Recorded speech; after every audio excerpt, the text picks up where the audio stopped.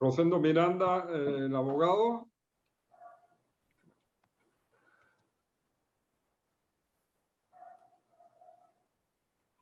Aló. Está conectando.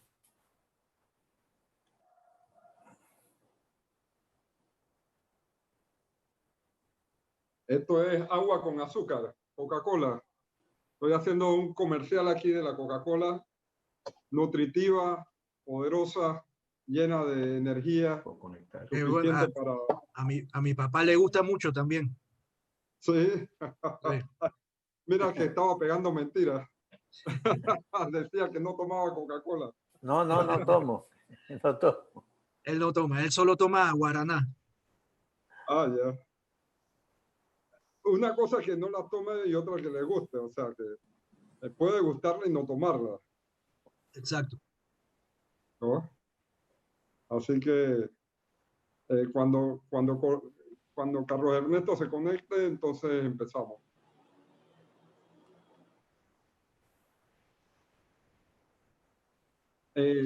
Vamos a empezar pidiéndole a los amigos que pongan sus micrófonos en silencio.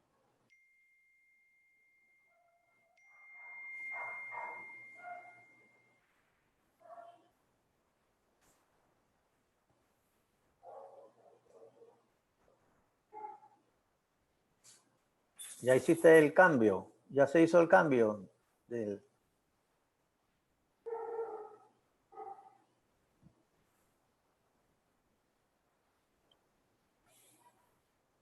Me van a disculpar, pero parece que no me puedo conectar al otro wifi por algún motivo técnico. Así que tendrá que ser aquí. Ok, y voy a... puedo tener problemas un poquito con la conexión. Bueno, estamos advertidos, así que significa que si te desconectas en algún momento, esperaremos para que te conectes. Ok, se está grabando. ¿Ya lo dejó grabando, doctor? Sí, ya. Bueno, voy a empezar. Primero que nada, agradecerle la participación a nuestro amigo y colega Carlos Ernesto y a los colegas, amigos, odontólogos y demás personas interesadas en estos temas que estamos tocando en la Fundación para el Desarrollo de los Valores Civiles y Políticos en Formación. Somos un grupo de ciudadanos preocupados por la situación nacional que hemos decidido organizarnos y realizar conversatorios, debates que promuevan la participación y eleven el nivel cívico, moral y político de la población. Estamos todavía decidiendo algunas cosas, organizándonos, preparándolo todo, y deseamos extenderle un saludo y una invitación a que continúen participando de nuestras actividades que llevan como único objetivo el promover correctamente los valores que necesitamos en el país para crecer como nación. En esta ocasión nos acompaña como expositor el distinguido abogado Carlos Ernesto González, abogado y expresidente de la Asociación Panameña de Ejecutivos de Empresas. Como sabemos, la APEDE en Panamá, que aglutina ejecutivos profesionales multisectoriales, ha hecho aportes importantes a la construcción del Estado de Derecho. Yo creo que es una organización militante, es una organización participativa que tiene un reconocimiento ganado Y aquí nos acompaña también en estos momentos nuestro amigo y colega Enrique de Barrios, también expresidente de APEDE, a quien los saludamos y que eventualmente esperamos que contribuya con este debate. El título del debate de hoy tiene que ver con la institucionalidad. El de la semana pasada tenía que ver con aspectos económicos. Tuvimos al profesor José Echevarría, quien nos hizo un análisis de la situación económica nacional muy ilustrativo. En esta ocasión queremos cerrar el año con la otra cara de la moneda, el aspecto institucional del país. Y por eso le hemos pedido a Carlos Ernesto que nos comparta su opinión sobre la situación institucional del país, su apreciación sobre el Estado de Derecho, la necesidad o no de reformas al Estado, su opinión sobre la constituyente, un tema que ha venido de menos a más y que muchos sectores apoyan, otros lo adversan, otros lo ignoran, otros le tienen temor, miedo. Vaya, es un tema que necesariamente tendremos que debatir a todos los niveles. La corrupción en el Estado, yo creo que es un tema obligado en estos momentos mucho más. Los derechos ciudadanos frente a la pandemia y el nuevo derecho pandémico o los decretos que de alguna u otra forma están restringiendo los derechos ciudadanos. Perspectiva.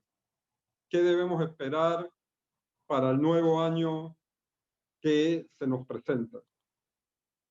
A grosso modo, estos son los temas, no son números clausus, por lo tanto, esperamos que Carlos Ernesto sienta la plena libertad de incluso aportar sus propios temas.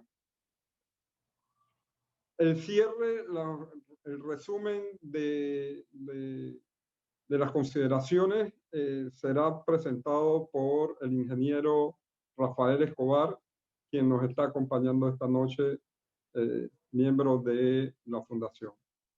Con ustedes, sin más preámbulo, Carlos Ernesto, tienes la palabra. Adelante. Muchas gracias, Ariel. Buenas noches a todos. Yo tal vez debo iniciar haciendo una relación con la presentación de licenciado Echevarría, en el sentido de que hay una correlación muy fuerte entre la institucionalidad y la sostenibilidad de un crecimiento económico. O sea, puede haber un crecimiento económico importante sin institucionalidad por periodos de cortos que eventualmente desaparezcan. En el caso de Panamá, hemos estado por muchos años tratando de construir una institucionalidad o mejorarla progresivamente, y eso se reflejó en el crecimiento económico. Sin embargo, hemos venido decayendo en la institucionalidad de una manera progresiva. Yo voy a entrar a hacer un pequeño diagnóstico, si se quiere, de eso, cómo podríamos nosotros enfocarnos a cambiarlo y por qué debemos hacerlo, y cuáles son las consideraciones que de alguna manera nos preocupan a todos en ese sentido, para lograr un país un poco, digamos, con mayor certeza para la población en su entorno económico, pero también con más justicia, más inclusión, menos desigualdad y más democracia y más participación ciudadana. Entonces voy a arrancar por ese digamos, diagnóstico, ¿no? Y yo creo que todos estamos claros que estamos viendo una descomposición progresiva del sistema político. Las instituciones políticas panameñas no actúan de la manera que han sido o para las razones por las cuales han sido creadas y diseñadas. Su funcionamiento ha ido progresivamente descomponiéndose y veremos poco a poco cada una de ellas más adelante. Sabemos que la estructura política que tenemos se origina en el marco constitucional, y el marco constitucional que tenemos surge de una constitución aprobada en el año 72, en el cual no había libertades ciudadanas, estaban prohibidos los partidos políticos, entre otras cosas, de una asamblea que no fue electa para eso, y de un proyecto enviado desde el poder para que fuera aprobado en la Asamblea de Representantes de Corregimiento. Esa constitución fue cambiada de manera importante en el año 83, también en un periodo sin libertades ciudadanas, comenzando a inscribirse los partidos políticos, pero todavía sin un ejercicio de competencia por el poder, ante una circunstancia de crisis institucional completa, que no quedó otro remedio que hacer un cambio profundo.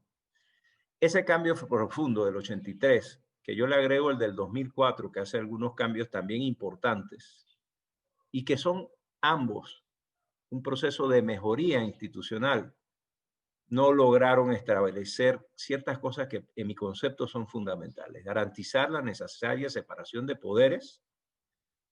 El cuento de la armónica colaboración ha acabado siendo la colaboración con el Ejecutivo, y es un tema que realmente no se compadece con una república, y no hay un Estado de Derecho. Se han exacerbado, que hemos visto exacerbado con la crisis generada por la pandemia. O sea, en Panamá, en la actualidad, se legisla por comunicados del Ejecutivo. En Panamá, la autoridad es la fuerza pública. En Panamá, el Estado de Derecho sencillamente es inexistente porque no hay a dónde recurrir, porque las instituciones de control no están funcionando.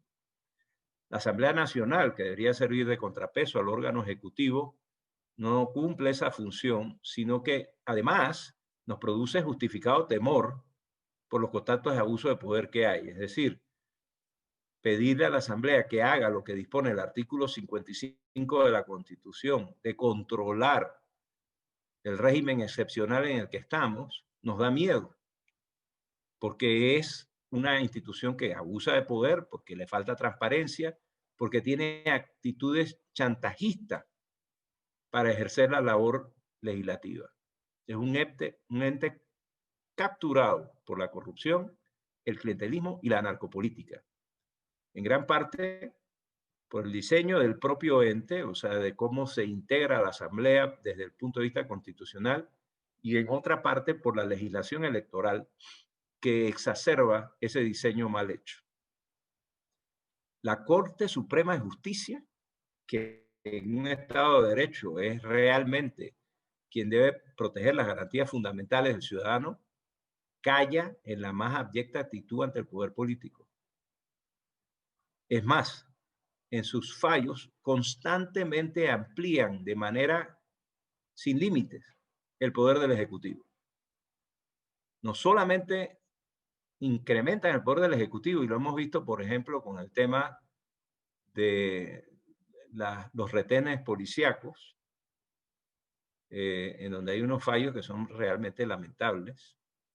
Es decir, los derechos fundamentales de los ciudadanos no dependen de que son fundamentales y de que son consustanciales de los seres humanos, sino que dependen de la decisión de un funcionario, su existencia. Pero además también impulsan la desigualdad, creando tesis que generan privilegios. Tesis como la que vimos en el fallo de los fueros electorales.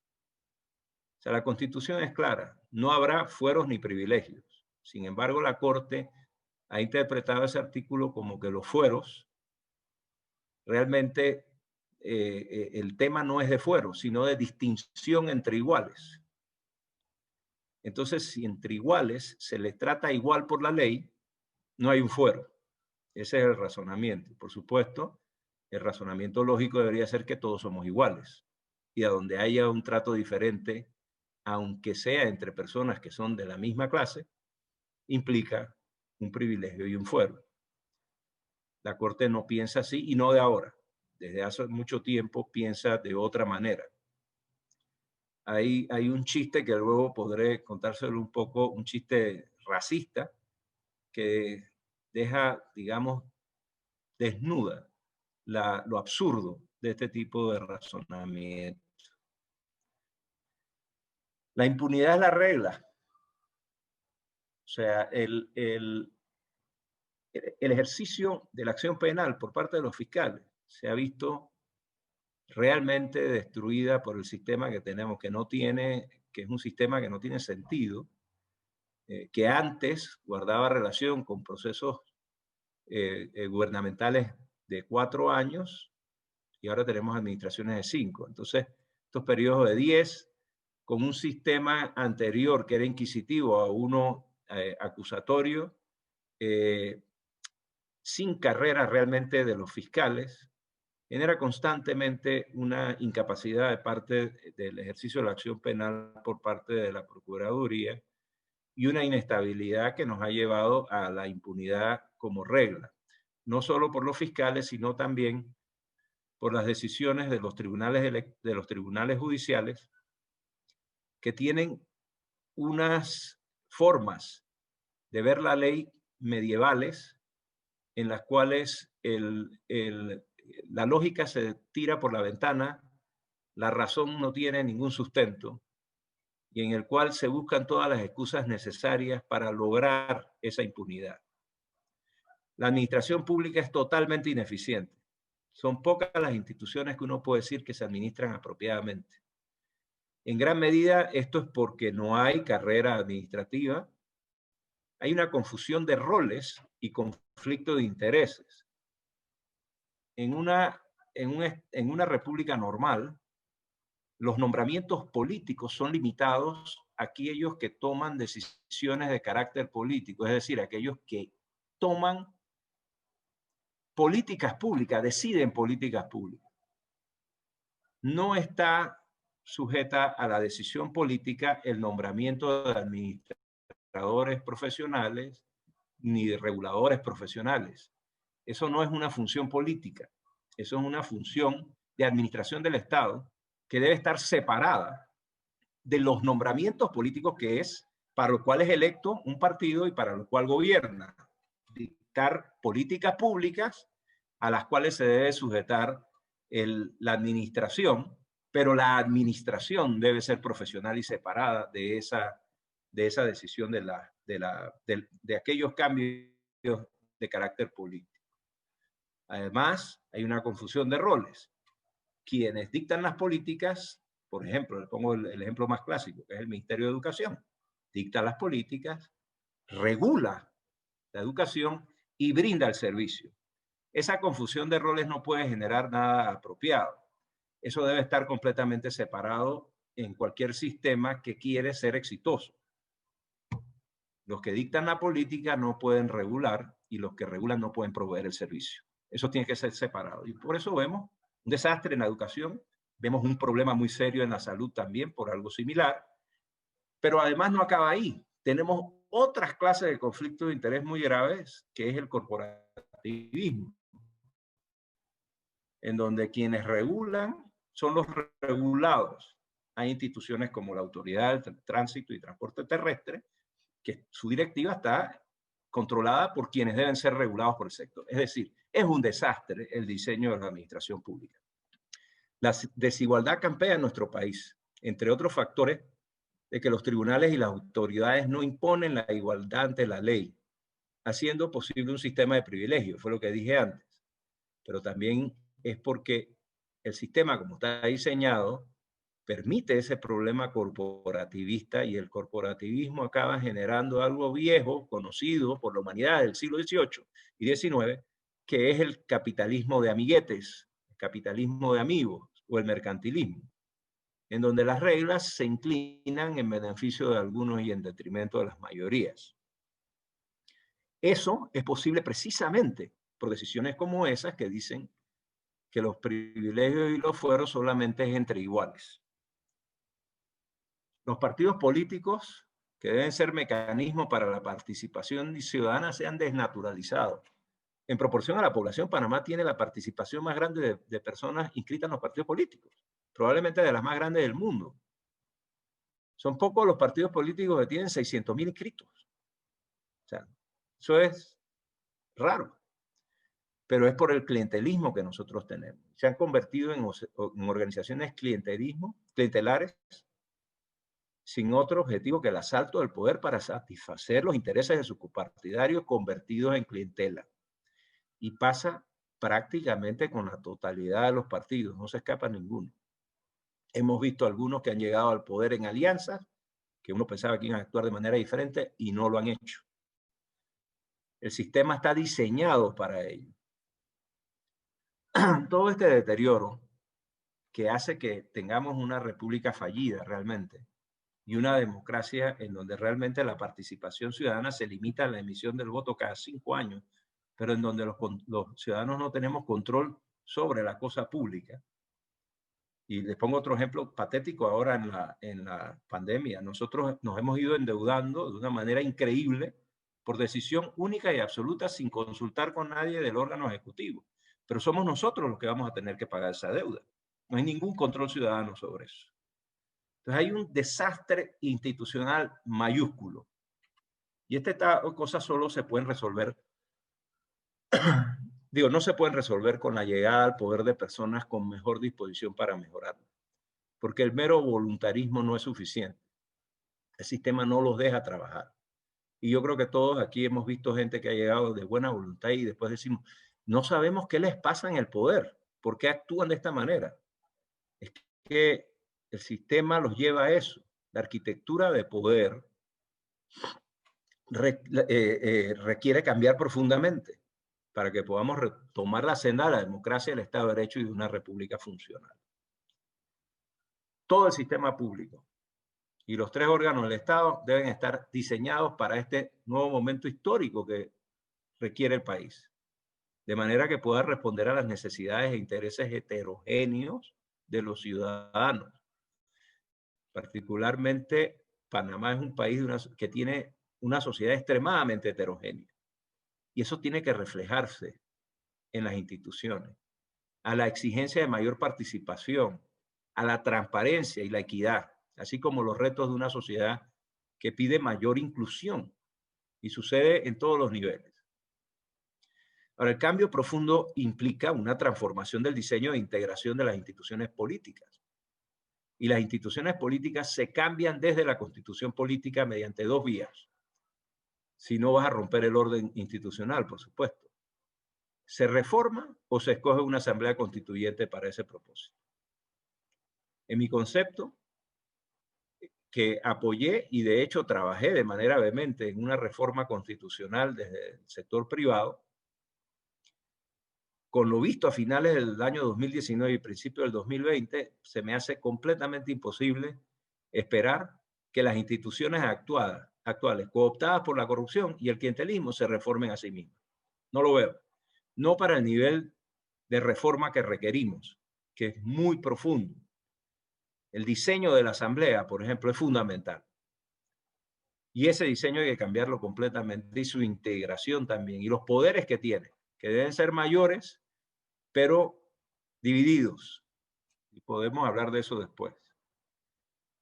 En mi concepto, a los ciudadanos no nos queda otro camino que el de la constituyente para enrumbar a la nación por la senda de la justicia, la inclusión y el progreso para todos los habitantes. Una constituyente que está al alcance de nuestras manos, porque existe la vía institucional para esto. Ahora, la gran duda de todo es cómo se va a integrar esa constituyente. ¿Quiénes van a ser las personas que están ahí? ¿Va a ser Benicio y compañía limitada? Es una preocupación válida. Y buena parte de la población alberga esta preocupación. No quieren un salto al vacío, sino algún grado de certeza. Es normal. Pero eso va a depender en gran medida de quienes impulsen la constituyente desde la sociedad civil y la manera en que demuestren algún grado de representatividad para ellos y de la organización que tengan. Porque, para suerte nuestra, quien regula cómo se integra la constituyente es el Tribunal Electoral. No hay que pasar por la Asamblea, no hay que pasar por el Ejecutivo. Ese poder lo tiene el Tribunal Electoral sobre la base de un marco específico, que es el artículo, creo que es el 314 de la Constitución, pero me puedo equivocar el número, que establece que esta constituyente debe estar integrada por 60 diputados electos de manera proporcional y de manera provisional. Opinión, quienes intenten promover esta constituyente desde la vía ciudadana, y les advierto, se puede, pero es muy difícil, es muy duro, porque la Constitución requiere 20% del padrón electoral del año anterior, y eso pone una constituyente paralela ciudadana bajo el requisito de obtener 560,000 firmas, que luego puedo hablar un poco de eso. Pero si tú levantas 560,000 firmas, el Tribunal Electoral te va a escuchar definitivamente. Y uno puede exigir requisitos mínimos. Yo tengo una lista de requisitos mínimos que la pueden leer en la pantalla. No voy a entrar en ellos en detalle. Solamente voy a mencionar que en mi propuesta y en la de varios más que me acompañan en esto, los constituyentes no deben ser solo provinciales, sino que debe haber nacionales también. Este es un debate jurídico válido, por lo que dice la Constitución. Yo creo que hay maneras de interpretar la Constitución para incluir los nacionales. La experiencia histórica de Panamá en este tema, y esto es un asunto curioso, porque cuando vamos a ver cómo se han cambiado las constituciones en América Latina y en el mundo, y cómo se han hecho constituyentes de este tipo, son muy pocas.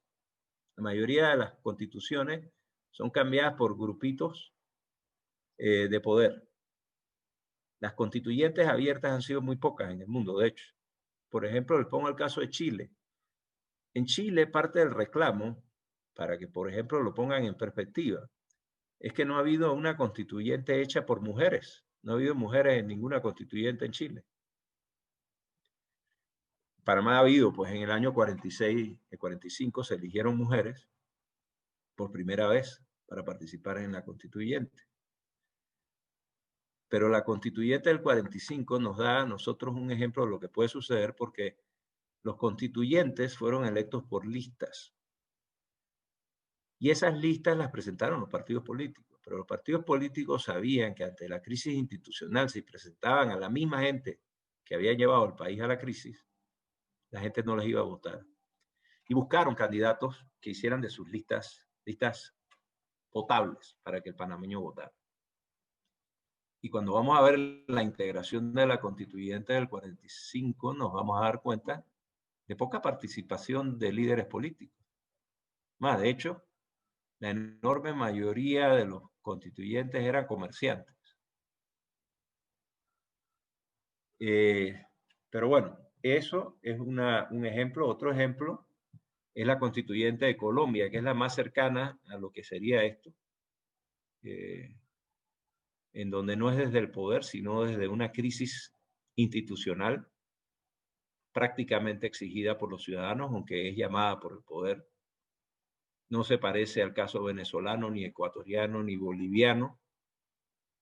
Es un caso distinto y que llevó a Colombia a poder sobrevivir en los últimos 30 años de manera diferente a como venían viviendo frente a un Estado completamente fallido.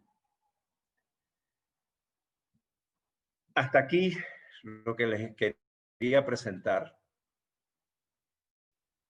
Creo que vale la pena abrir al debate, discutir el tema.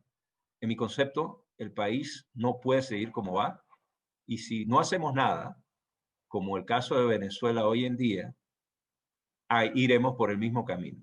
La institucionalidad es fundamental para que podamos crecer, para tener una sociedad para el siglo XXI, y eso no es viable con la constitución que tenemos hoy en día. Muchas gracias. quiero agradecer las palabras de Carlos Ernesto y eventualmente dejar abierto el marco para las intervenciones breves, precisas y concisas de los participantes. De hecho, ya tenemos una de nuestro querido amigo Enzo, que participa desde la provincia de Chiriquí, y dice, surge una primera pregunta. ¿Tienes alguna propuesta de reforma constitucional? Bueno, yo trabajé en una propuesta de reforma constitucional, pero era reforma. Una constituyente va más allá. La reforma en la que yo trabajé, que es una reforma que presentó el CONEP y que fue consensuada con todo el sector privado, con las 34 organizaciones que forman parte del CONEP, es una reforma que va dirigida únicamente a la parte orgánica de la Constitución. Para los que no son abogados, las constituciones se dividen en dos partes. La parte orgánica, que es a donde se define la arquitectura del poder, los límites del poder y cómo se diseña el poder, y la parte dogmática, que es donde están los derechos de los ciudadanos. La propuesta de reforma del CONEP se limitaba a la parte orgánica, tratando de hacer que la República funcionara de manera apropiada. No tocaba la parte dogmática porque una reforma constitucional se hace muy difícil si abres a debate el tema de los derechos, porque ahí se forma una discusión muy grande. Sin embargo, la parte orgánica, el sector privado consideraba que era más fácil llegar a consensos para hacer una reforma. Yo tengo que decirles que, en mi opinión, y les cuento un poco de dónde surge esto también. Hay un análisis, si alguien tiene interés en revisar un poquito más a fondo el tema de las constituciones latinoamericanas y cómo se han ido dando. Hay un análisis hecho por un profesor argentino de apellido Gargarella. Lo pueden buscar en YouTube. Tiene varias conferencias muy buenas en YouTube. El señor Gargarella tiene un libro que se llama La Sala de Máquinas. Y la sala de máquinas se refiere a la sala de máquinas del Estado. Y él tiene una tesis muy sencilla. La sala de máquinas del Estado de Latinoamérica no funciona. Las constituciones latinoamericanas se han dedicado a incrementar los derechos. Y en eso han sido increíbles, porque son pocos han sido los que han hecho los mayores avances, comenzando con la Constitución de la Revolución Mexicana. Sin embargo, en la parte de la arquitectura de poder de la sala de máquinas, se han mantenido regímenes autoritarios y de carácter conservador. Como consecuencia de eso, los derechos no han sido eficientes, no existen, porque quienes tienen que respetar y hacer respetar los derechos, el autoritarismo no se los permite por el diseño de la arquitectura de poder.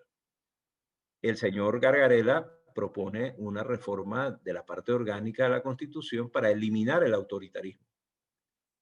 Y no solo eliminar el autoritarismo, incrementar los controles ciudadanos sobre el Estado, en particular los espacios democráticos, que en nuestras constituciones son muy pocos. Él pone el ejemplo, por ejemplo, del control que tenemos sobre quiénes elegimos. O sea, él dice que es más importante controlar a quienes elegimos que cómo los elegimos. En Panamá, en la reforma del 93, se quiso primar la fortaleza de los partidos políticos. Pero para primar la fortaleza de los partidos políticos, tienes que quitar a los ciudadanos control sobre los políticos que eliges y se los das a los partidos. Al hacer eso, pierde la democracia y pierde el control ciudadano. Él piensa que un mejor sistema es un sistema en el que los políticos, sobre todo a nivel de las cámaras bajas de las asambleas legislativas, tengan que constantemente estar yendo a buscar el voto ciudadano, porque eso le permite al ciudadano mantener un control muy importante sobre la actuación de esos políticos. Y dependiendo del poder que tengan esos políticos, el control de los ciudadanos será mayor. Pero en definitiva, lo que propone es un cambio completo de la arquitectura de poder. Ahora, en una constituyente, no entrarías a hablar de solo la parte orgánica de la Constitución, entrarías a hablar de la parte dogmática. En la parte dogmática, nosotros tenemos mucho campo en el que hay que trabajar, sin irnos a extremos absurdos. Sí, la Constitución nuestra tiene problemas serios con la parte dogmática que tienen que resolverse. Entonces, mi propuesta no se limita, o sea, yo no tengo una propuesta formal, yo no creo que es necesario que la haya, yo creo que depende de los constituyentes, y yo creo que nosotros estamos lo suficientemente ilustrados con lo que nos ha pasado para poder hacerlo mejor. Ahora, dicho eso, también es muy importante tener claras las consecuencias no intencionales, ¿no? Porque muchas veces queremos hacer reformas en función de lo coyuntural, sin darnos cuenta que eso nos trae después algo peor. Les pongo un ejemplo. Queríamos eliminar los fueros de los diputados. Se eliminaron en el 2003. Se eliminaron los fueros, 2003-2004. Sin embargo, se creó un fuero de instancia. Quedaron los dos poderes, el judicial y el legislativo, viéndose unos a otros. Eso ya estaba en la Constitución. Pero al eliminar el fuero sin revisar esa otra parte, acabamos en este problema mafioso en el que nos hemos visto envueltos ahora. Entonces tú tienes que ver las consecuencias no intencionales de la reforma. Si te limitas a ver la parte coyuntural sin ver la estructura de poder como un todo, te vas a equivocar. Yo me siento culpable de parte de lo que sucedió en el 2004 porque yo estuve involucrado en esa reforma de manera directa. Muchas cosas que se cambiaron de muy buena fe pensando que íbamos a mejorar cierta cosa y no se logró lo que se pretendía, precisamente porque no vimos el conjunto de las cosas. En Perú se hizo una reforma constitucional que la votó el pueblo, pero se la pusieron a la carta. Tú no puedes poner un esquema, una arquitectura, un plano de un edificio a que lo voten a la carta. Sí, yo estoy de acuerdo con el techo, pero no con los pilares. Eso no funciona. Tú tienes un conjunto tienes un diseño que es un conjunto de elementos para producir un resultado. Y si tú cambias solamente alguno de los elementos, el diseño no te va a producir el mismo resultado. Entonces, ese es otro tema que debe verse en el momento que uno entra a ver un cambio constitucional. Aquí tenemos otra pregunta de nuestro amigo Enzo. Tiene que ver si debemos entonces promover una constituyente formal.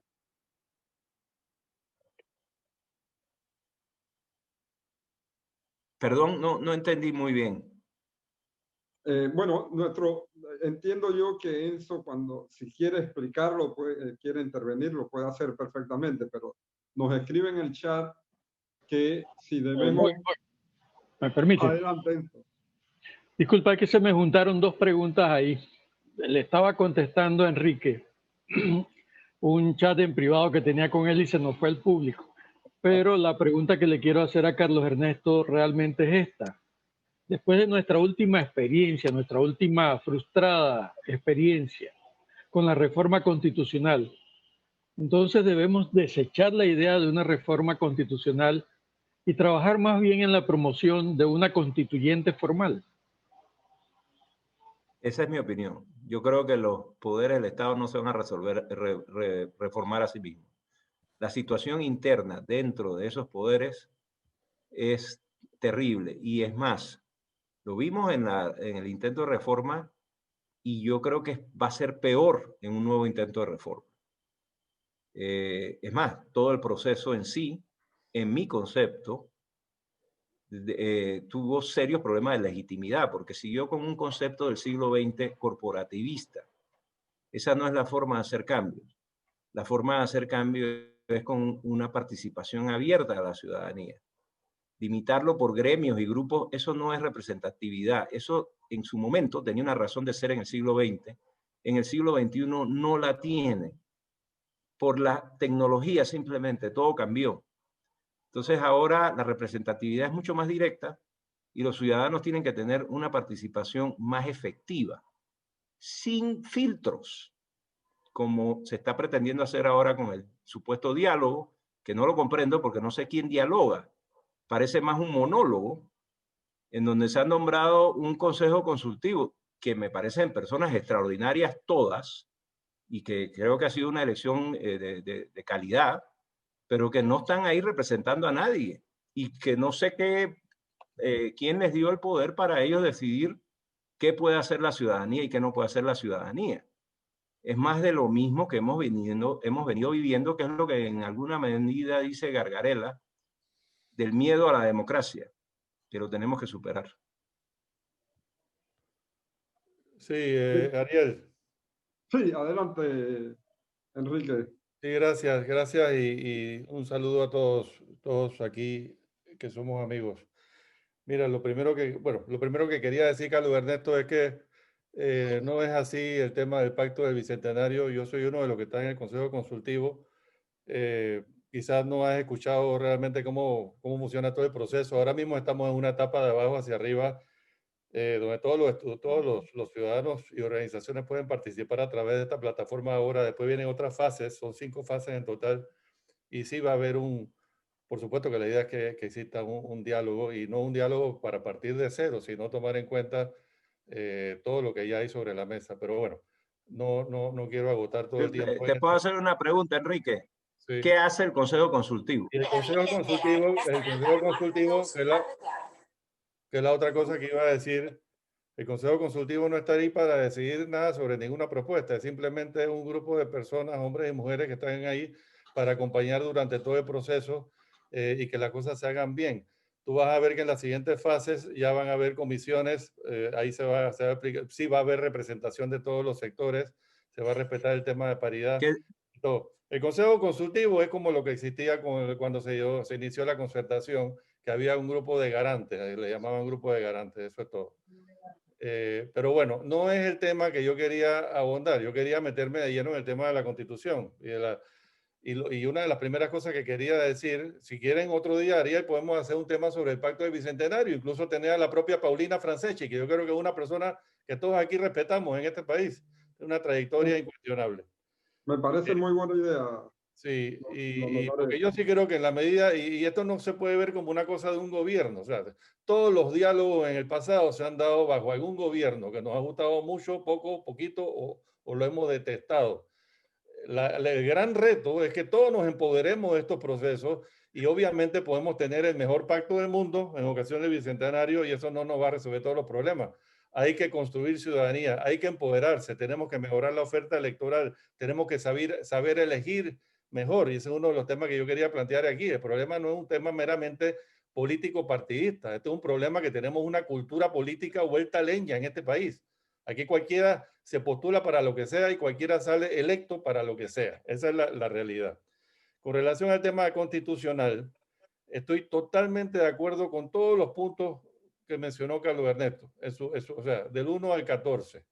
Estamos realmente ante una situación, creo que él mencionó república fallida, vamos a decir estado fallido. O sea, ¿cómo hacemos para cambiar las cosas? Bueno, una de las cosas que tenemos que hacer, ya la mencioné, nosotros tenemos que cambiar nuestra cultura política. Sí, estoy totalmente de acuerdo que se necesitan cambios profundos en la Constitución. ¿Cómo producimos esos cambios profundos? Y si esos cambios profundos son los que nos van a resolver todos los problemas. Por supuesto que no. Hay que hacerlo, pero la fiebre no está en la sábana. Son las dos cosas. Hay que cambiar la cultura política y hay que hacer cambios en la Constitución. El artículo 314, que era el que estaba acordándose Carlos Ernesto, habla de la constituyente paralela y menciona 3 formas de que se dé esa constituyente paralela. Una es la convocatoria del Ejecutivo, o sea, convocada, mejor dicho, por el Ejecutivo y ratificada por la mayoría absoluta del órgano legislativo. Esa es una. Otra es directamente por el órgano legislativo con el voto favorable de 2/3 partes de sus miembros. Esa es la segunda. La tercera es la iniciativa popular, que son, creo que Carlos Ernesto mencionó 500 y pico mil firmas. Esa se ha tratado ya en un par de ocasiones y no han llegado, pero ni a primera base, lastimosamente, vale agregar. Habla la Constitución, de salida, cualquiera de las 2 primeras fórmulas van a venir contaminadas, por hay que decirlo así, del ingrediente político partidista, porque ni el Ejecutivo va a convocar algo que no sea su medida, ni los diputados lo van a hacer tampoco. Entonces, sí, Carlos Ernesto dice que le va a tocar al Tribunal Electoral, pero yo creo, la gran duda, o sea, yo soy el primero que dice, sí, hagamos una constituyente, hagamos un renovado pacto social y cambiemos esto, el rumbo por el cual va este país, que definitivamente no es el correcto. Pero yo soy de los que menciona Carlos Ernesto en su escrito, que está sumamente, tiene sus fuertes reservas en cuanto a quiénes van a ser esos constituyentes. O sea, ¿cómo nosotros vamos a asegurar de que esos constituyentes no sean las Zulais y los Bolotas de este país? Entonces, no vamos, sí, yo sé que tú te ríes, pero es una preocupación válida, Carlos Ernesto. O sea, el artículo 2, el poder público emana del pueblo. Entonces, le vamos a depositar ese poder público que emana del pueblo a 60 sinvergüenza. Y si sale la mayoría de sinvergüenza, ahí sí, brother, apaga la luz y vámonos. Entonces hay que tener mucho cuidado. Por eso que yo este tema lo veo con mucha reserva. Necesita mucho liderazgo para lograr que la mayoría de esos constituyentes. Y en el Panamá de hoy, con la cultura política que tenemos, yo veo difícil que surja ese liderazgo y que los panameños y panameñas voten por lo menos una mayoría de constituyentes que vayan a lograr los cambios. Nosotros el año pasado nos fuimos por la vía de una reforma constitucional. Y yo creo que el país, Carlos Ernesto, el país no se enteró del avance que logramos. Si tú te buscas el documento, que te lo puedo mandar, de lo que se aprobó en primera legislatura, ahí tú vas a ver aprobado por los diputados, que todo el mundo decía que no servían para un carajo y todavía lo mantenemos, aprobado cosas que la gente decía que era imposible que ellos iban a aprobar, como por ejemplo la creación del tribunal, de salida la prohibición de la elección indefinida. Y cosas así que se aprobaron en primera legislatura. Sencillamente, los goles que también estaban aprobados y que todavía no habían sido retirados, pero pensábamos que podían ser retirados en la segunda legislatura, y la protesta de algunos estudiantes, que eran literalmente 4 gatos, y me consta porque yo fui a un par de esas protestas de los estudiantes, llevaron a una situación política donde el presidente no le quedó otra, o bueno, así se lo asesoraron, de retirarlo todo y mandarlo al eterno sueño del PNUD. Esa es la realidad. O sea, repito y concluyo. Estoy de acuerdo, tengo la misma inquietud, la misma preocupación que tiene Carlos Ernesto y seguramente tenemos todos aquí, pero tengo mis reservas de si nosotros vamos a poder lograr 60 constituyentes o una mayoría de 60 constituyentes que no vayan a servir o a significar al final que esto sea un tiro por la culata violento.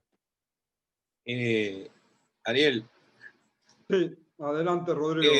Bueno, buenas tardes a todos. Y quería... Antes que continúe, Rodrigo, antes de darle la palabra nuevamente a Carlos Ernesto, Rodrigo López Maitín, abogado, miembro de la Fundación, por todos conocidos.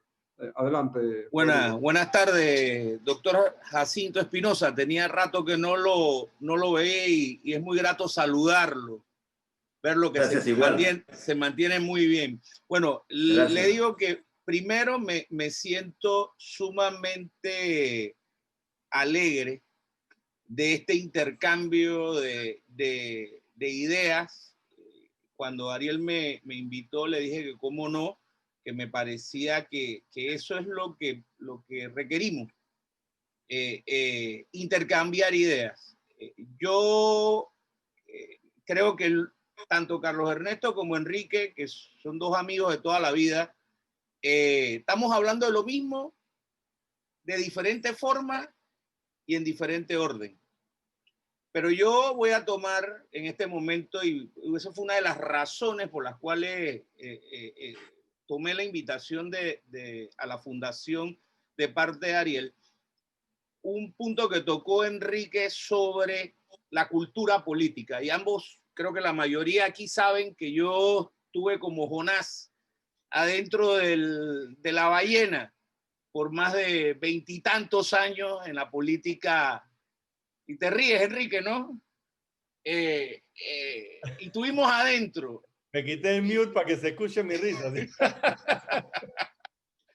Entonces, yo creo, ya no soy parte de esa vida desde hace ya más de 15, 20 años. Decidí tomar otros derroteros, pero soy un convencido de que hay que trabajar por la cultura política. No podemos dejar de tener bolotas o Zulay si no producimos gente distinta a los bolotas y a los Zulay. Esa es la realidad. Yo creo que hay que ir a dos manos. Tenemos un problema operativo, que es el que plantea Carlos Ernesto, pero que creo que no hay futuro si asociaciones como esta no entramos a hacer un trabajo mucho más profundo con esa gente que viene subiendo. Tú hablabas de términos como república. Pregúntale a cualquiera de los que hablan y que te expliquen qué es una república. No saben. ¿Qué es una democracia? Tampoco. Esa es la realidad. Entonces yo creo que hay que trabajar. Yo coincido con Carlos que hay que obtener, hay que ir tratando de modificar la estructura operativa. Y coincido, y lo he dicho de hace muchos años, una gran pelea tuve una vez con nuestro amigo común, amigo Edwin Cabrera, que le decía, hey, América Latina se llena de libros llamados constituciones, con todos los derechos, con todas las mejores normas, pero al final en la práctica, en la realidad, en un término que le gusta mucho a Enrique, la concreta política, no sirven, no funcionan. Porque el problema... ¿Me decía Enrique? Eso lo aprendí de ti. Bueno, porque el problema real, al final y al cabo, no son las letras de las constituciones, es la gente que tiene que aplicar las normas. Entonces, yo sí creo que tenemos que contribuir, coincido también con Enrique en ese punto, en que creo que tenemos que contribuir. Cada cual tiene que contribuir dentro de su espacio que analice como propio. Yo aplaudo las intervenciones. Carlos y yo hemos conversado sobre temas políticos y constitucionales. Yo los respeto, no comparto algunos temas que Carlos enarbola, igual con Enrique, pero ese es lo que nos da la democracia y nos da el derecho a disentir, a intercambiar ideas. Yo aplaudo este tipo de escenarios que estamos generando. Yo particularmente creo y me decanto, y se lo he dicho a Ariel principalmente, porque hay que comenzar a hacer trabajo de educación cívica y política, pero a niveles intermedios hacia abajo para retomar, para que en 20 años tengamos menos bolotas, menos Zulay y menos legisladores de ese tipo. Y no solo legisladores, lo que hemos vivido la política partidista, sabemos que existen corregidores, alcaldes, gobernadores, regidores, y tenemos grandes problemas, grandes problemas. Si nosotros no nos metemos de verdad a hacer un trabajo de formación, la desformación nos seguirá ganando. Eso es lo que está pasando. Ustedes van a Chile con todo lo que pasó hace poco y que para algunos es inexplicable lo que sucedió en Chile. Es muy interesante ver la formación política del pueblo chileno. España es lo mismo. Uno va a España y la gente es formada, hay formación política, de derecha, de izquierda, de centro, pero hay formación. Entonces, ese es el trabajo. No debemos demonizar a los políticos. La democracia, hay un francés que estoy buscando el libro, que acaba de sacar un libro que se llama La democracia radical. La democracia es la única fórmula a través del sistema de república que nos permite consensos. La historia nos los ha probado. Lastimosamente tenemos miedo. Evidentemente lo que está pasando en el país, yo no llego todavía al calificativo de Estado fallido. No llego hasta allá. Pero creo que tenemos que trabajar arduamente desde la base. desde los muchachos de colegio para que entiendan qué significa tener un sistema democrático, qué significa una república, qué implica deberes y derechos, esa responsabilidad ciudadana que debemos tener. La primacía, y ahí le doy la razón, me adhiero al sistema americano donde el ciudadano está por encima de la administración pública, y ahí le doy razón fundamental razón a Carlos Ernesto. Nuestra Constitución no establece eso. O sea, aquí el sistema operativo del Estado se presume por encima del ciudadano. No debe ser. El ciudadano debe, el concepto de la nación debe ser que el ciudadano está por encima del Estado, del Leviatán. Entonces, yo cierro aplaudiéndolo, cierro, creo que todos, reitero, creo que ganamos todos escuchando a personas como Carlos y como a Enrique do Barrio, a Carlos Ernesto y a Enrique. Reitero, yo me sumo al esfuerzo de formación. Yo creo que si nosotros como asociación podemos ir en alguna medida haciendo proyectitos, seguir con estas actividades, hablar de constituyente, pero al mismo tiempo, paralelamente, trabajar con los universitarios, con los estudiantes de los colegios, dándole esa capacitación que sea pequeña. Yo creo que estamos contribuyendo muchísimo a un cambio real. Ese es mi aporte. Muchas gracias y disculpen. Gracias, Rodrigo. Tenemos pidiendo la palabra antes de concedérsela a Carlos Ernesto, a la profesora Mirna Camaño. Adelante, Mirna.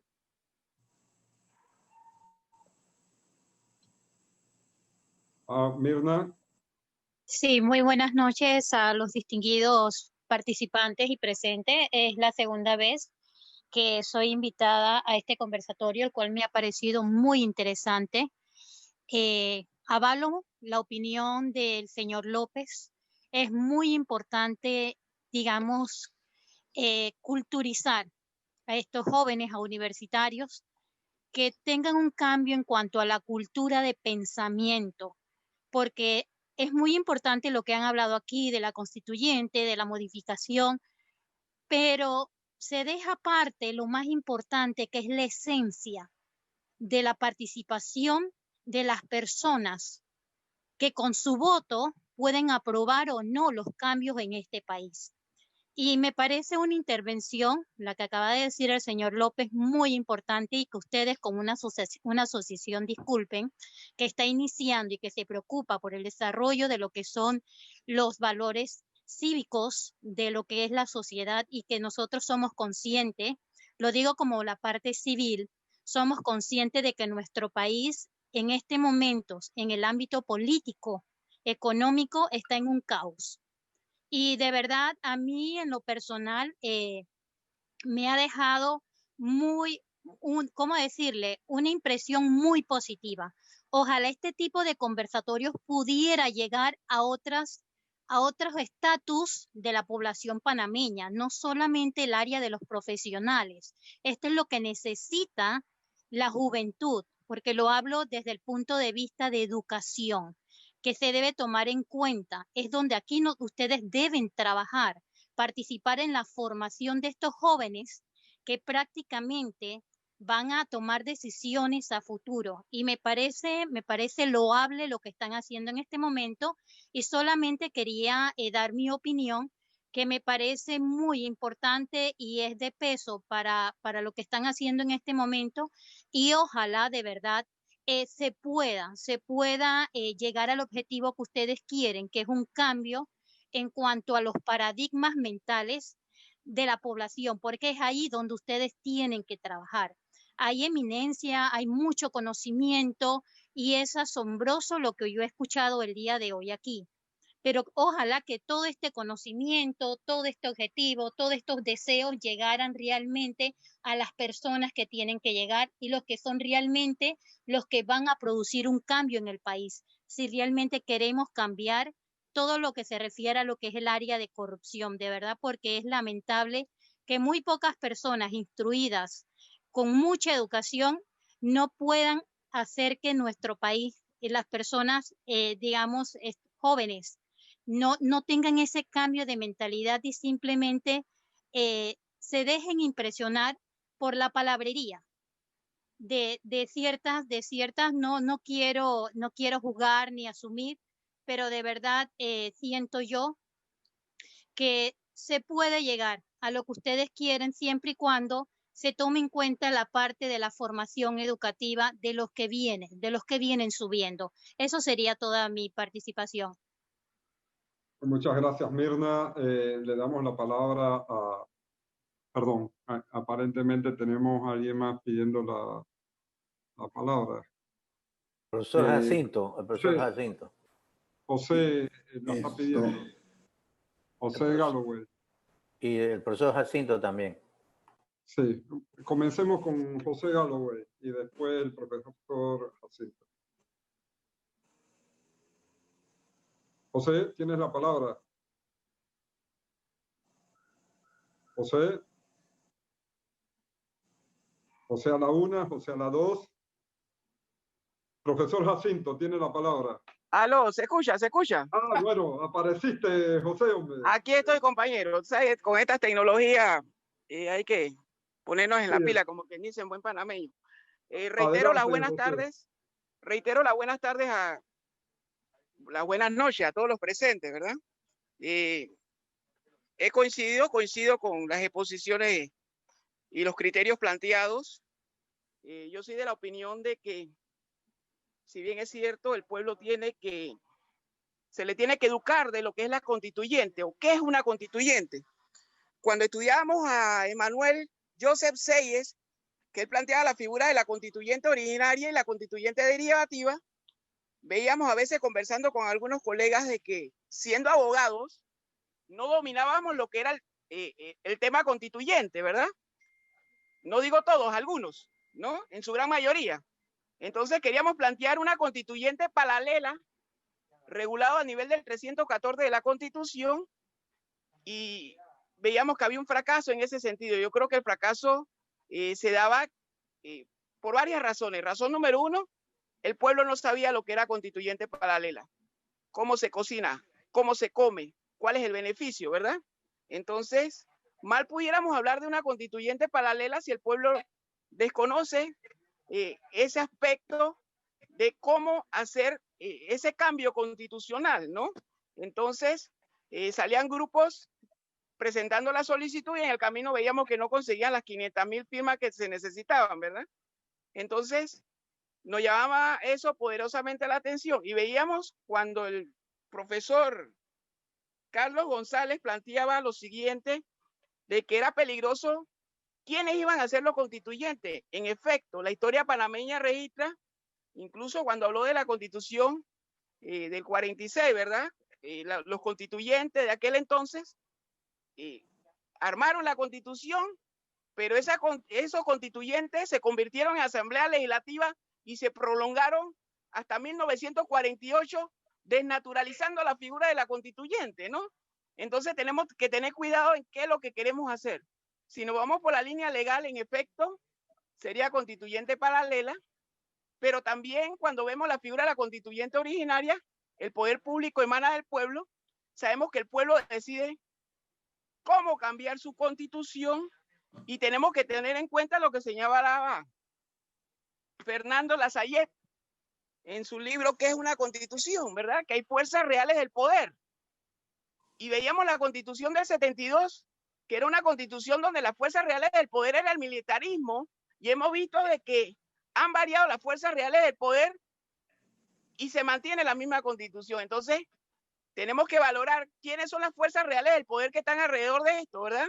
Para que nosotros entonces, como pueblo, eduquemos a la comunidad con respecto a cuál es la función, cuál es la importancia de nosotros como actores en el cambio de la constitución, ya sea a través de la línea de una constituyente paralela, que es lo constitucional, o una constituyente originaria que rompe las estructuras tradicionales y que, como dicen muchos autores, es soberana y vamos a hacer un cambio totalmente. Pero tenemos que tener mucho cuidado Uno, en la forma de organizarnos, porque no podemos trabajar para el inglés ni para el francés. No estamos organizados, nos vamos por la línea constituyente y esto cae en otras manos, ¿verdad? En la mano de un grupo que en vez de solucionar la situación, vamos a empeorar el país. Así que en lo personal, yo creo en la figura de la constituyente, siempre y cuando el pueblo se eduque, se le informe, se trabaje, se organice, ¿ya? Previamente antes de plantear esa situación. Eso es todo. Muchas gracias, José. Tiene la palabra el profesor Jacinto Espinosa. Sí, buenas noches. Yo soy un invitado. Me hicieron llegar la comunicación de este conversatorio y por razón de ello soy responsable en asistir. El problema de las reformas constitucionales, en mi óptica, es un problema de una magnitud considerable. ¿Por qué digo esto? Porque si nosotros vamos al título 13º de la Constitución, que no estaba en el concepto original de la Constitución del 72, este título está dedicado exclusivamente a reformas constitucionales que son parches o a una nueva constitución a través del mecanismo de una constituyente paralela.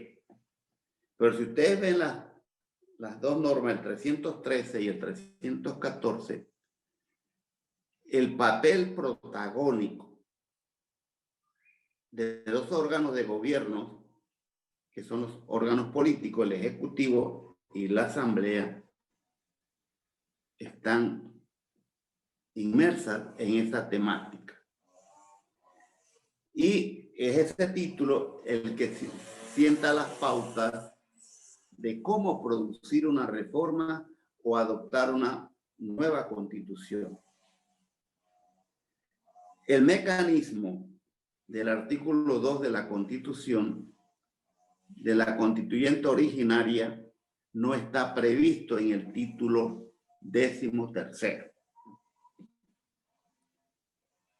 Es posible que ello se dé a través de un mecanismo de ruptura del ordenamiento constitucional. Pero eso tiene que producirse, esa ruptura.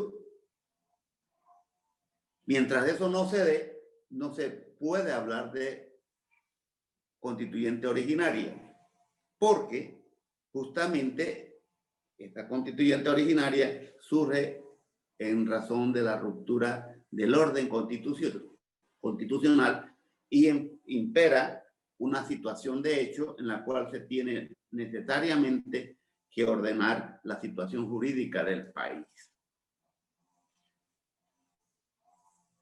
Yo fui parte de la Comisión de Notables de la Constitución del 2012, que es una nueva constitución, no es una reforma constitucional, concebida en que esa comisión la nombró el Ejecutivo y que el Ejecutivo iba a dar paso a ese 314, pero no se dio.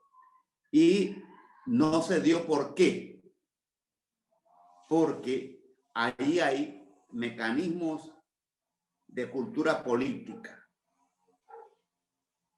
Hay la aplicación de principios y valores políticos que están ausentes en estos tiempos. Porque el problema no es institucional, el problema es de autoridad, el problema es de persona.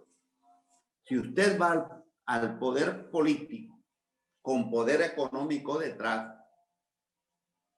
y usted no va a hacer cultura política o cultura de gobierno, usted no es ejemplo para ese pueblo. Entonces, la situación, en mi opinión, el ejercicio intelectual está bien, pero tiene que haber voluntad política. Si no hay esa voluntad política, nosotros estaremos conversando entre amigos, entre personas con preocupaciones, pero conocedores, que ningún diputado se va a poner el cuchillo a su cuello para aprobar una norma constitucional que vaya en contra de sus intereses. ¿Por qué digo que debe haber ejemplo de principios y de valores por las autoridades? Ayer nomás vi en la televisión un agente de seguridad de una agencia del Seguro Social en Arraiján golpear con un tolete a un ciudadano, porque el ciudadano reclamaba. Y ellos no son autoridad, ni tampoco la policía es autoridad. Son agentes de la autoridad. Por eso la Constitución les dice a ustedes que nadie puede ser privado de la libertad sino en virtud de un mandamiento escrito de autoridad competente. Y estos son los que primero se abrogan la facultad de agredir a los ciudadanos. Y los ciudadanos protestan porque no ven un buen ejemplo en quienes asumen las posiciones de mando y jurisdicción. Yo estoy de acuerdo con lo que dice el amigo Rodrigo. Rodrigo es que es, ¿verdad? Rodrigo López o Ricardo. Que hay que educar, pero esa educación tiene que ir de abajo. La formación de nuevos ciudadanos. Ahí es donde está la necesidad de darle cultura, de darle gobierno, de darle civismo. Pero eso es un proceso que va a tomar su tiempo. Eso quizás lo veremos o no lo veremos nosotros. Probablemente. Pero va a ser el ciudadano de futuro, ¿no? Eso es lo que quería puntualizar. Aquí Muchas hay gracias una por la pregunta, oportunidad. aquí hay una pregunta de don Enzo al doctor Espinosa. ¿Voluntad política de parte de quién? Bueno, la voluntad política debe surgir de quienes detentan el poder para producir el cambio que el país demanda. Muy bien. Muchas gracias, profesor. Le damos la palabra a Carlos Ernesto González para sus comentarios. Han habido múltiples intervenciones, lo que significa que su ponencia ha sido muy buena y efectiva, provocadora de estas reflexiones. Yo creo que le voy a aportar dos granitos de arena al debate. Una es el tema de la responsabilidad del Estado frente al ciudadano. Y la otra, yo hace 3 años atrás, en compañía de algunos colegas, entre los cuales aquí se encuentra casualmente Rodrigo López Maitín y Enrique de Obarrio, presentamos una propuesta en el Colegio Nacional de Abogados para la presidencia del colegio. Una de las cosas que decíamos era la necesidad de la reforma del órgano judicial como columna vertebral del Estado. Es el órgano judicial el garante de los derechos ciudadanos, es el garante del equilibrio del poder, y en un país sin un órgano judicial fuerte, efectivo, eficiente, tenemos lo que tenemos hoy. Autoritarismo, abuso del poder. Mientras todo esto sucede, las demandas duermen en los despachos y el ciudadano sufre. Quisiera escuchar, bueno, aparte de la reforma del órgano legislativo y a la Asamblea de Diputados, que yo creo que es un clamor nacional generalizado, quisiera escuchar los comentarios al respecto de nuestro panelista de hoy, Carlos Ernesto González. Yo podría pedir una palabrita antes que Carlos haga su intervención final, solamente en el aspecto educativo, que aquí se tocó con vehemencia. Yo tengo 40 años de ser profesor universitario, igual que el profesor Jacinto, la profesora de Ovaldía, que está aquí acompañándonos hoy.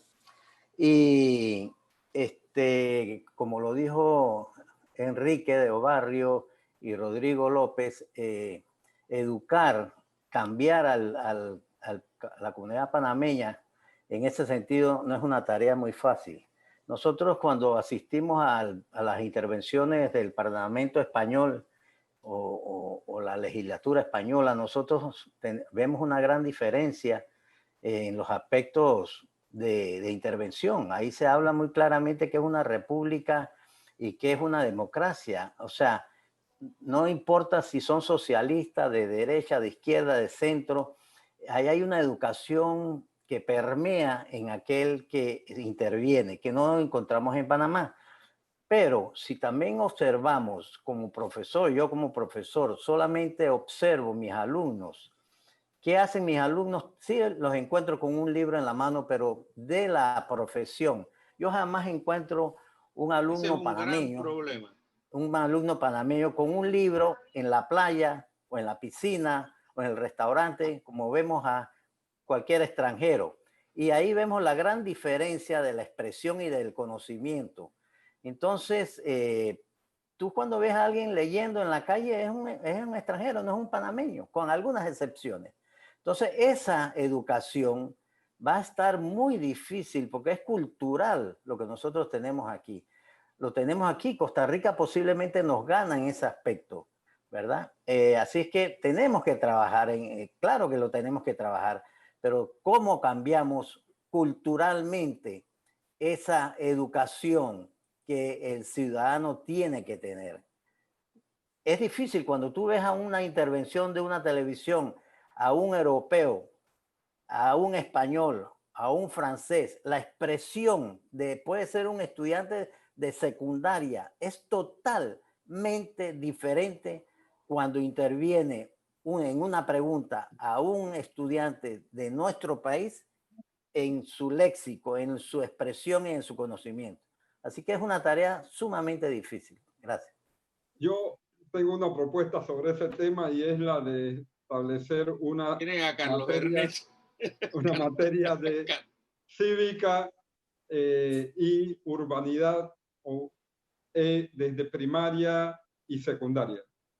Le damos la palabra a Carlos Ernesto para sus comentarios y respuestas. Estás en mute, Carlos Ernesto. ¿Aló? Gracias. Sí, ya. Quiero comenzar precisamente por lo que se comenzó y por lo que se terminó, que es la educación. Yo comparto el tema de la educación, es un problema grave en el país.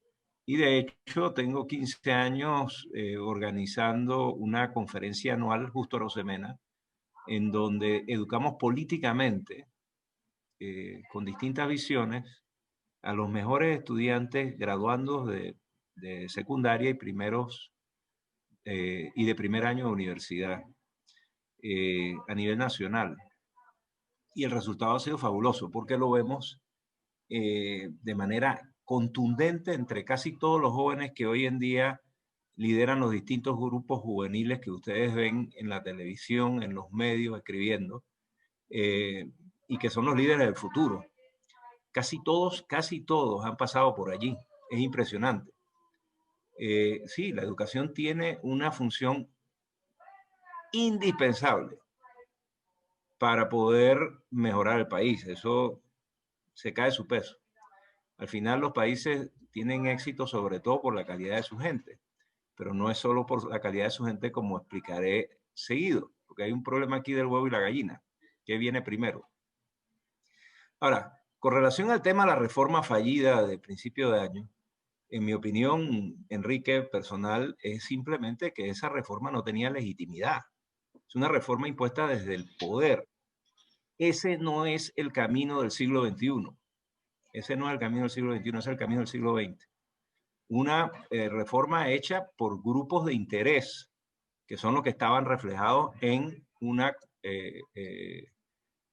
organización que tuvo su razón de ser en su momento, como fue la Concertación, que hoy en día son grupos de interés que han sido sobrepasados incluso por la realidad económica del país.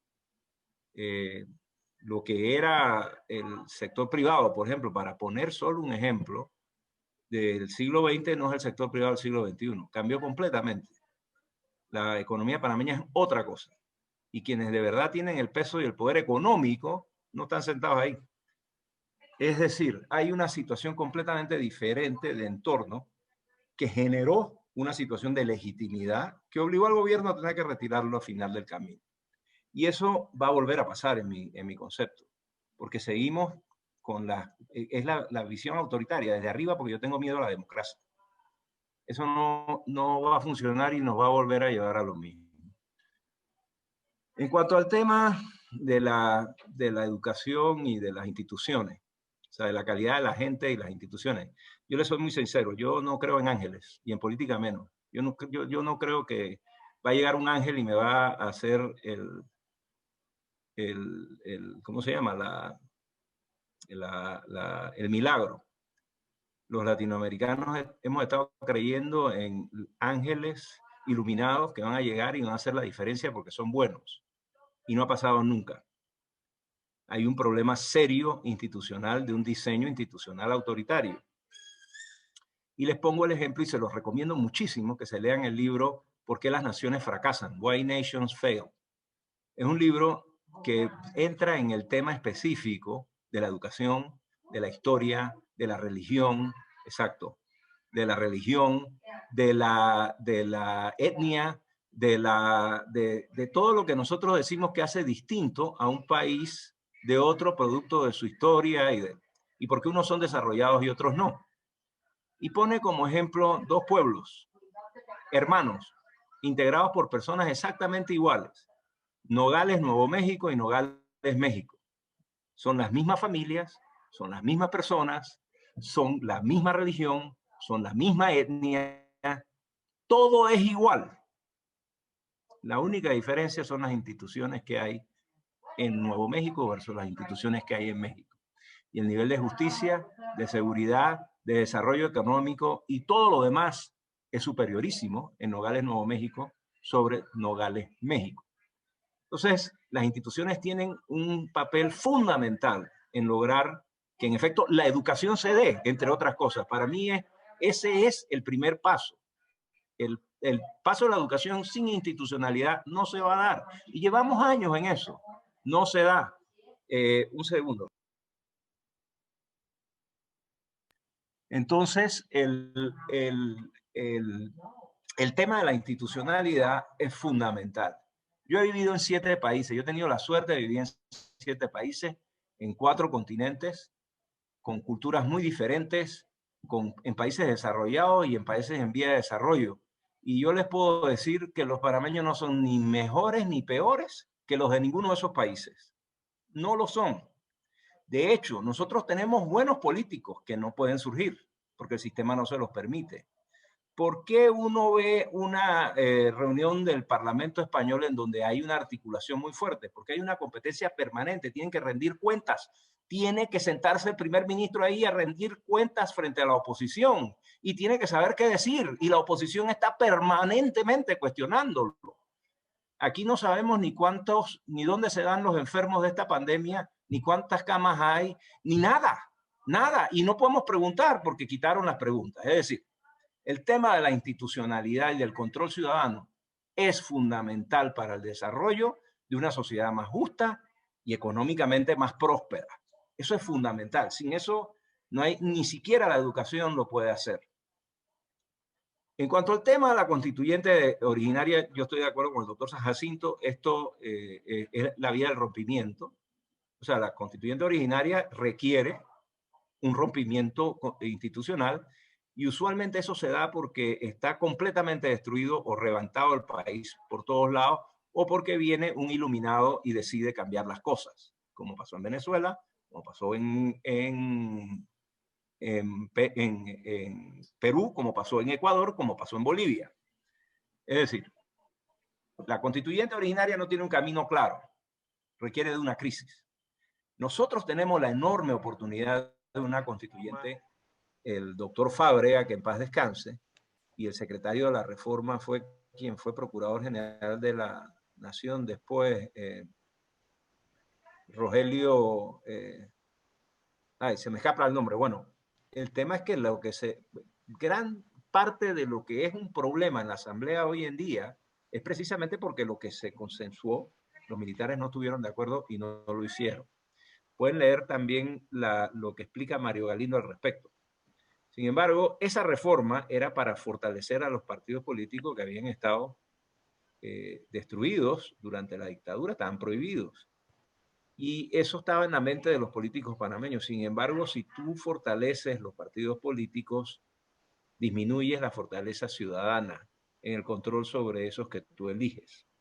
Esa es una cosa que yo no he visto cómo nadie lo ha podido solucionar. Y parte a veces de las crisis de legitimidad que se dan, como la que se está dando en Chile, y las que se han dado en Venezuela y en otros lugares, es producto de eso que va generando lo que los venezolanos llamaban cogollitos, o los españoles están hablando de castas.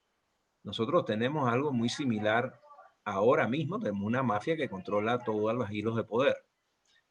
Y nosotros somos súbditos de esa mafia, literalmente.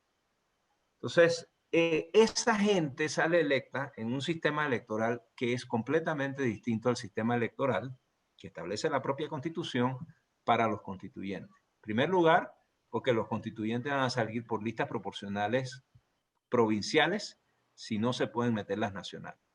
Y ahí todo cambia.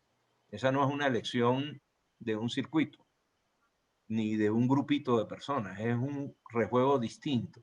Pero no solamente eso, en la constituyente paralela, que tiene un periodo de vida corto, no hay presupuesto, no hay nombramientos, no hay ningún interés económico detrás.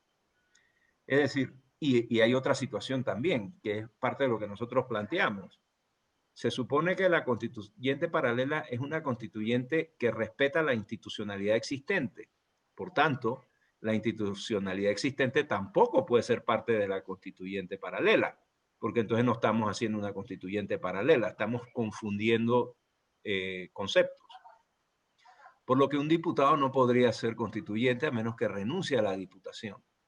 Y renunciar a la diputación no, o sea, para ser constituyente no tiene valor, no tiene el valor que tiene la diputación.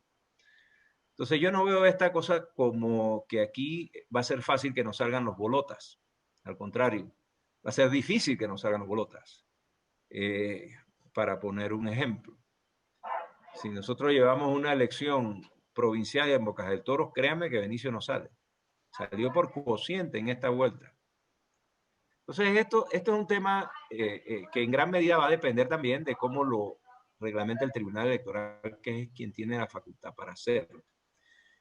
Pero en todo caso, en mi caso, junto con un grupo de personas nos hemos organizado, y yo los invito a que nos acompañen, para levantar las 560,000 firmas que se necesitan para que seamos los ciudadanos los que tomemos control del país y no sigamos dependiendo de los políticos tradicionales que tenemos y que no tienen ninguna voluntad de cambiar las cosas. De hecho, hay que quitarse el miedo a la democracia, porque gran parte del problema que tenemos es miedo a la democracia, a la elección. Y es parte del problema, en efecto, que existe en todas las constituciones americanas, incluyendo la de Estados Unidos, que es producto de una época y que ha funcionado bastante bien, pero que en su razón de ser en muchos temas hay un miedo a la democracia. Yo creo que eso no es factible en el siglo XXI, no con la realidad de hoy y con la participación inmediata que tiene la ciudadanía en toda la información, a pesar de que la tratan de ocultar. Al contrario, nosotros tenemos que abrazar la democracia de manera más fuerte y hacer del proceso de cambio un proceso ciudadano. Y los invito a que cuando lancemos este proyecto nos acompañen. Muchas gracias, Carlos Ernesto. Quiero darle las gracias a los hackeadores por haber destruido un gran diálogo y habernos impedido ejercer esa democracia participativa que queremos construir por impedirnos debatir o que por lo menos hubiéramos la oportunidad de escucharte sobre algunos temas. Mencionaste los educativos, el tema de la responsabilidad del Estado, la reforma de la justicia, la reforma del órgano legislativo. Creo que hay temas para rato en esto. El tema, el miedo a la democracia, me recuerda a un libro de Erich Fromm, El miedo a la libertad. El miedo a la democracia es lo que nos mete un freno, es lo que impide al ciudadano decidirse por la constituyente. Muchos nos encontramos con comentarios sobre la constituyente de ¿para qué voy a hacer una constituyente si van a venir los chavistas, van a venir los bolotas, van a venir los benicios, van a venir y van a quedar lo mismo y cuidado que quedamos peor? Otros que dicen que la constituyente y la constitución no resuelven nada. Bueno, la verdad es que resuelve mucho, reduce muchos los problemas y permite la regeneración del país. La democracia hay que vivirla. La democracia no se puede importar. La democracia es un estado mental, es un estado interno de la persona que cree en sus derechos, que cree en los límites de sus derechos, en el respeto de los límites de los derechos de los demás, que cree que el Estado debe respetarle sus derechos y que la participación, cualquiera que ésta sea, en cualquiera de los niveles, tiene que hacerse con responsabilidad. Y aquí entra un tema muy importante, la responsabilidad. Porque aparentemente este es un país de los irresponsables. Nadie es responsable por nada. Se perdieron cientos de millones de dólares malgastados en una calle que no se hizo, que se la robaron o que se hizo mal, o el hospital que finalmente no se llenó de camas, no se construyó, o un hospital que se construyó, pero se construyó con sobreprecio. Al final terminamos viendo que nadie es responsable de nada. Y vemos que esa irresponsabilidad se ha traducido en cultura del panameño, en que puede estacionarse donde quiera, puede correr a la velocidad que quiera, si lo para un policía le da un premio y el policía prefiere recoger el premio que poner la boleta porque al final dice, ¿para qué? Nadie es responsable, ni los de arriba ni los de abajo, y todo el mundo contento. Y al final seguimos siendo irresponsables. Queremos ver que nadie es responsable de nada. Y nadie responde por nada, salvo un señor que de 60 millones devolvió 20 y sale a la cárcel con 40 que nadie sabe. Y otro que se exiló, que nadie sabe dónde está, pero continuó en el proceso, metió sus amparos y ya le está precluyendo el término y está generando prescripción. Y así vemos por todos lados que el panameño se ha acostumbrado a decir que el único que es responsable es porque es idiota, porque eres vivo y eres grande si eres irresponsable y no te agarra. Entonces, al final, lo que vemos es que nuestras autoridades patrocinan la irresponsabilidad, porque desde arriba hacia abajo y de abajo hacia arriba, nadie es responsable de nada. Y el año que viene, con las noticias económicas que tenemos, veremos si podemos seguir siendo irresponsables con el manejo de los fondos públicos. Veremos si podemos seguir endeudando el país irresponsablemente como lo estamos haciendo y gastándolo en planilla y gastándolo en reformas de despacho suntuoso y en alquileres de carro. Y veremos si la irresponsabilidad del panameño le dará premio. La constituyente es un método para tomar nuestro destino en manos. Es un método democrático de generar un debate que hemos tenido esta noche en pequeño con la participación de nuestro panelista, pero con la participación de otras personas que han hecho sus aportes, y eso es importante. Lo han hecho con respeto desde su punto de vista, pero siempre en la óptica de construir. Y nosotros estamos para construir. Y como constructores tenemos que ver un comentario muy acertado de nuestro panelista. Tenemos que reformar la arquitectura del poder. Y cuando decimos que vamos a reformar la arquitectura del poder, decimos una reforma integral, profunda, que genere un consenso nacional, que le devuelva a los ciudadanos el poder, pero que esa reforma solamente puede tener grandes efectos si está acompañada de un cambio cultural, de la educación del ciudadano, para lo cual nosotros reiteramos nuestra propuesta de introducir desde primaria, desde primer grado, cuidado que pre-kinder, la asignatura de civismo y urbanidad y ecología, que le enseña a nuestros niños, a nuestros adolescentes y luego a nuestros adultos la obligación de ser responsables, de preservar el patrimonio ecológico y natural del país y también de respetar las buenas costumbres, defender las libertades y garantías ciudadanas y votar como un buen ciudadano y no con el estómago y el bolsillo como primera premisa. Queremos concluir que debemos hacer un cambio profundo de la política nacional y solamente con la participación ciudadana que Carlos Eduardo nos propone que hagamos para recoger las firmas para la constituyente es que podremos lograrlo. Hay muchos otros que son proconstituyentes. Yo soy proconstituyente, debo admitirlo. Hay algunos de los que nos escuchan y panelistas y comentaristas que son proconstituyentes, pero hay mucho miedo y hay mucho que cortar. Entre ellas, dos cosas. La primera es, más allá del por qué la constituyente, es qué es la constituyente. Y la segunda es cuál es el contenido, hacia dónde nos lleva la constituyente. Porque la constituyente no es un fin en sí mismo. Una de las cosas en la que, a mi modo de ver, y concluyo con esto, están fallando los que promueven la constituyente es que no le dicen a la gente qué es lo que hay que cambiar.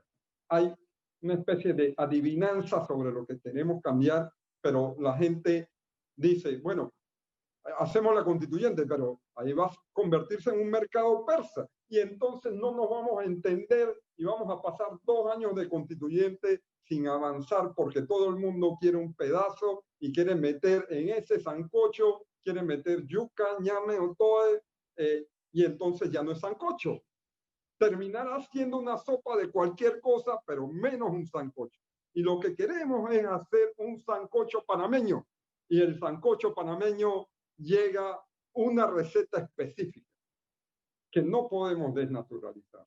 Y el riesgo que tenemos es que si no le decimos a los ciudadanos por qué deben apoyar una constituyente, los ciudadanos, por miedo a la democracia y a la libertad, no asumirán su responsabilidad de apoyar la constituyente que necesita el país para legarle a las futuras generaciones, nuestra generación, a las futuras generaciones, el país que nosotros debemos legarle y no el país que las generaciones que nos anteceden nos están dejando.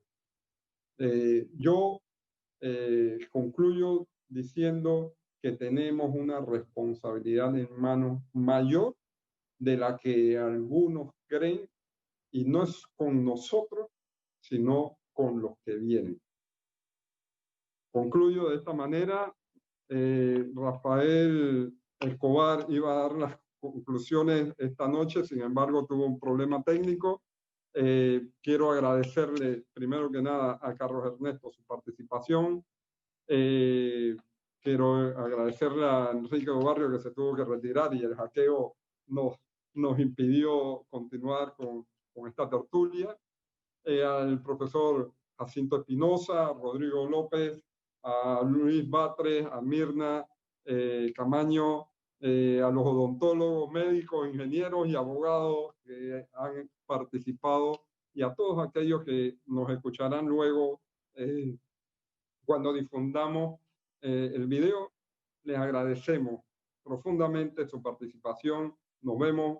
Feliz Navidad, feliz año. Nos vemos a finales de enero con 2 nuevos expositores de altura para debatir sobre el futuro del país.